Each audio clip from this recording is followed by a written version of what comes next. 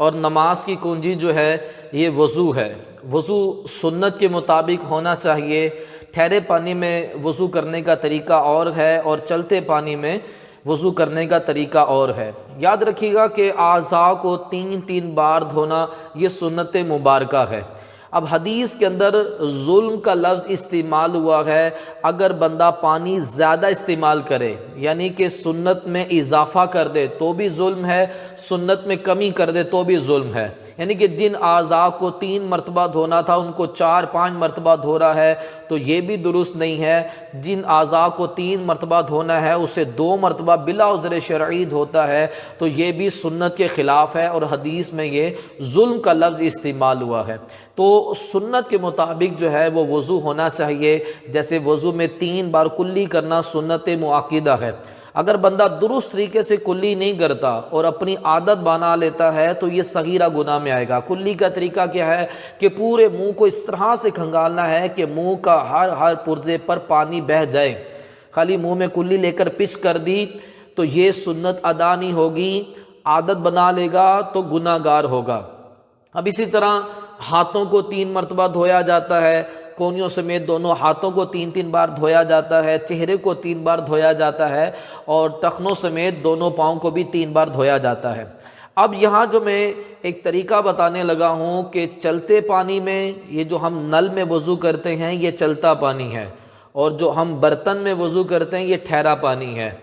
تو چلتے پانی میں تمام اعضاء کو 1 مرتبہ دھونا ہوگا، یہ 3 مرتبہ دھلنا کہلائے گا۔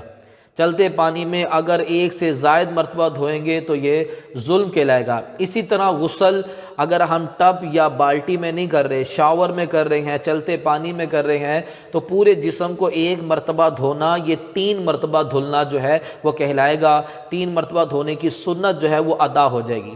تو ابھی انشاءاللہ عز و جل میں آپ کو نل میں وضو کرنے کا طریقہ بتاؤں گا کہ کس طرح سے اعضاء کو 1 مرتبہ ہم دھوتے ہیں تو یہ 3 مرتبہ دھلنا جو ہے وہ کہلاتا ہے اور سنت ادا ہو جائے گی۔ اور وہ کیا طریقہ ہے جو ہم اختیار کرتے ہیں جس کی بنا پر ہم پانی ضائع کرنے کے گناہ میں پڑ جاتے ہیں اور سنت میں زیادتی کرتے ہیں جو کہ ظلم کہلاتا ہے۔ تو آئیے ہم نل میں یعنی کہ نل میں وضو کرنے کا طریقہ جو ہے وہ ہم سیکھتے ہیں۔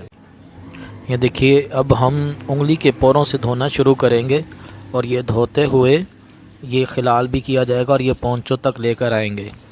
ان پونچھوں تک دھونا، یہ 1 مرتبہ دھونا 3 مرتبہ دھلنا کہلائے گا۔ اب اس کو یوں آگے یہ دوسرا ہاتھ یہ دھونا شروع کیا، انگلی کے پوروں سے دھونا شروع کیا اور یہ ہم پونچھوں تک لے کر آئے۔ یہ 1 مرتبہ دھونا 3 مرتبہ دھلنا کہلایا۔ اب یہ جو ہم آگے پیچھے کرتے ہیں نا یہ سنت میں اضافہ ہے، یہ زیادتی ہے، ظلم ہے۔ اب اسی طرح جب ہم نے کونیوں سمیت ہاتھ دھونے تو انگلی کے پوروں سے دھونا شروع کریں گے اور یہ دھوتے ہوئے ہم جو ہے وہ کونیوں تک لے کر جائیں گے۔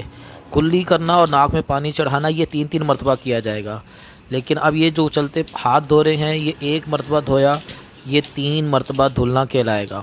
اب یہ آگے پیچھے کرنا یہ سنت میں اضافہ ہے، یہ زیادتی ظلم ہے۔ اب یہ دوسرا ہاتھ دھونا شروع کیا، اب یہ انگلی کے پوروں سے دھونا شروع کیا اور کونیوں تک لے کر جائیں گے۔ ہاتھ ملنا یہ بھی مستحب ہے، کونیوں کے اوپر، کونیوں تک فرض ہے، کونیوں کے تھوڑا سا اوپر تک لے جائیں کہ یہ مستحب ہے۔ اب یہ جو آگے پیچھے کرنا ہے یہ سنت میں اضافہ ہے۔ اور اس طرح چلو میں پانی لے کر اس طرح پاؤں دھونے ہیں تو یہ انگلی کے پوروں سے دھونا شروع کیا اور یہ آدھی پنڈلی تک دھونا مستحب ہے۔ ٹخنوں تک دھونا جو ہے یہ فرض ہے، ٹخنوں سے اوپر آدھی پنڈلی تک جانا یہ مستحب ہے۔ اب یہ انگلی کے پوروں سے دھونا شروع کیا اور یہ دھوتے ہوئے ہم یہ آدھی پنڈلی تک گئے، یہ 1 مرتبہ دھویا ہے تو 1 مرتبہ دھونا یہ 3 مرتبہ دھونا کہلائے گا۔